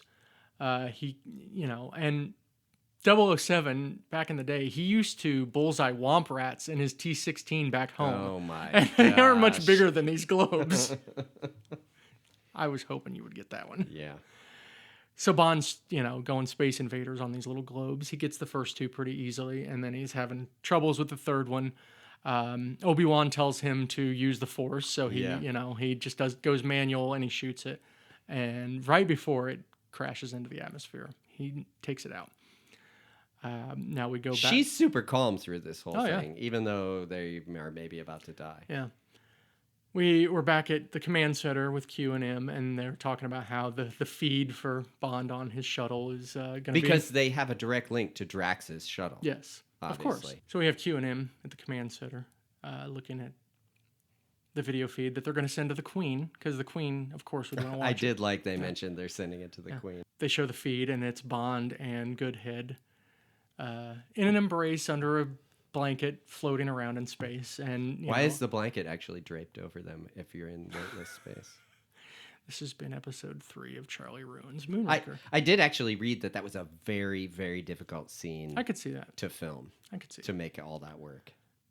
We get, they're all like apoplectic. What is he doing? And Q, the best line of the movie. I think he's attempting re-entry, sir. At least they were smart enough to make sure that you saw Q was like looking down at some other screen or something like that. He was not watching Bond. And then we get Bond looks at the camera, shuts it off, and Bond says, "Well, we should probably get back." And then Goodhead says, "Take me around the world one more time." And that's it. That's Moonraker. So this time he's in a space boat. Basically, right? Yes. I mean, not a boat, not a water boat. We won't like count the last it, but movie. yes. He's in a space boat. Yeah. What's the difference? They call them ships, right? He's in a space ship. It's true. Got a few trivialities. Like I had said, the skydiving scene took 83 jumps over 5 weeks. Really cool little background on that one. One of the guys, it was his first ever stunt work like this. Oh, wow. And it's like, well, you look the most like Roger Moore, so you can be the Roger Moore part. So this very first thing, he gets to be the stunt guy for 007. How awesome would that be? I did read he looked so much like him that they could do some fairly up-close shots of him. And he was pretty young, too, though. I think he was probably in his 20s. Yeah, and apparently the camera that was on the one guy's head, back then, they wouldn't have had a GoPro. Right. So it was a fairly heavy camera that they had to secure really well so it didn't break his neck when he landed. Well, also, I did hear that, I don't know if it was Cubby Broccoli or the director or somebody else, but they were at some pawn shop and they found a panoramic camera that was a prototype that never got released that was lighter weight. Oh, wow. Because you couldn't have, like you said, you couldn't have a heavy one because when you do that shoot, it's going to break his neck. Right. I mean, you're in the air. It's going to be wind resistance. It's going to be pulling on that camera. And you're going to have to land. And there's a fair amount of G when you land. And that's dangerous. Yeah. But also, I guess that were really his hands in the one quick scene where you see his hands in front of his face. Like those were the Yes. actual cameraman's Yeah. hands. Really cool. Really cool behind the scenes stuff on that. That was a very cool scene. I mean, much like the skiing scene, Yes. right, in the previous movie with the thing. But this was really cool. All that fighting in the air. I mean, you know that they're just doing it stuntmen, but at the same time, it's pretty still real amazing people to doing it, watch. yeah. It's real people jumping out of a plane and Yeah. doing all that stuff. Yeah. This movie did get one Oscar nomination for Best Visual Effects. It lost to Alien. Oh, wow. Can't really argue that. I mean, Alien's pretty awesome. I've never seen Alien. Oh my gosh. I've seen Aliens, the second one. Game over, man. Game over. I know. Like I said, I kind of said this earlier. Listen to the commentary. It felt like listening to you ruin a movie because they were definitely pointing out some silly points that didn't make sense. Yeah. I honestly feel like part of this is, though, that it's worse in hindsight than it probably was at the time. I mean, at the time, it was a very popular movie, and tons of people saw it. It was like one of the most watched ones they'd ever made. Yeah. Last little tidbit. Producers asked ILM, which is Industrial Light and Magic, the company that did all the Star Wars stuff. George Lucas founded it. Okay. They asked them for help with the space shots, but ILM wanted 2% of the profits. So Cubby Broccoli showed them the door. You might be able to speak to this part because we were kind of talking about this off the show, that how they filmed a lot of that space stuff. Yeah. I mean, they had to basically re-expose the film up to like 6 or 7 times for basically the same shot with different things happening so that they could get the real scene that they wanted. And you know, they didn't have a ton of fancy technology, so they used old-fashioned ways of filming it. And I mean, once I read that, I tried to go back and watch and figure out where something wasn't perfect. But honestly, it worked. For 1979, it yeah, looks when you really watch good. the scenes of that laser fighting, as cheesy as you might think it is now, you can't really see where they did anything necessarily wrong. Yeah. And it would have been hard. I mean, imagine trying to film that with no actual lasers going around. Like, you're going to run in here, and then you're going to get shot and fall over, and you're going to do... Like, the choreographing those scenes must have actually, in real life, been pretty difficult. I like that Cubby Broccoli was like, no, screw you guys. I'm just going to do it on my own. Because, I mean, those Star Wars guys, that's what they did. It's not like they had... somebody to reference or anything. Maybe they got some ideas from 2001 or something, but I mean, they just kind of figured a lot of it out. The space part might not have aged well, but 2/3 of this movie is just a regular Bond movie. Yeah. Like any other one, right? Yeah. A bad guy trying to kill him, tries various ways to kill him, which never succeed, right? I mean, it's every bit of a regular Bond movie. Yeah. Book comparisons. So we're at the point now where the books are nothing like the movies. And this is actually the last book until Casino Royale. Casino Royale is the... Which they just hadn't made, right? Because there were like an rights early book. issues. Well, there were rights issues and stuff. So, yeah, Casino Royale is the only actual novel left. There's some short stories I've heard. I haven't read them yet, but they're short stories that most of them have nothing to do with the plots of the movies, which I get. I mean, we're talking short stories from the 50s and 60s and books from the 50s. Like all the gadgets would be things that no one would have even thought of in the books and all that. So the book, I mean, it's all in England. Like I said earlier about Drax was cheating at bridge, and he was a rich industrialist. He did have a rocket called Moonraker, but ultimately his goal with Moonraker was to actually fire it and destroy London with a nuke. And the reason he was doing this is because he was actually a German Nazi sympathizer. Oh. Yeah. So, well, you know what? So in that way, they did sort of follow it on a larger super scale. race kind of He's thing. still at a super race, but Yeah. instead of destroying England, he's just trying to destroy the whole world. Yeah. All right. No Holly Goodhead, of course, or anything. What a name. They don't really have the names in the books like they do in the movies. Oh, really? Yeah. Those just were in movies. I Which actually- was the first movie where they actually did a name like that? I don't even. I'd have Honey to go back Rider, and the look. first one. Although I will say Honey Rider was the name in the book. So Yeah, I see, guess I that was wrong. could just be a normal name. Yeah. All right, we'll look it We'll up. think about it, and we'll talk Yeah. about it in errors and omissions next week. I did like the book. I actually did. It just kind of dragged because it was a lot. Because there was a female co-lead with Bond in the book. It just took way too long to get to the point. Okay. So, okay, we'll do final thoughts now and rating.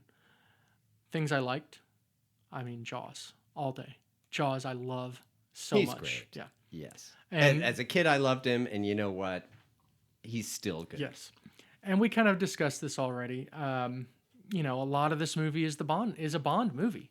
Like all this globetrotting and stuff. I thought that stuff was really fun. That's the normal stuff. Yeah. Fighting bad guys, guys trying to kill him in various convoluted ways, Bond outsmarting them. All that stuff is just regular. And really, for the time, really good visual effects.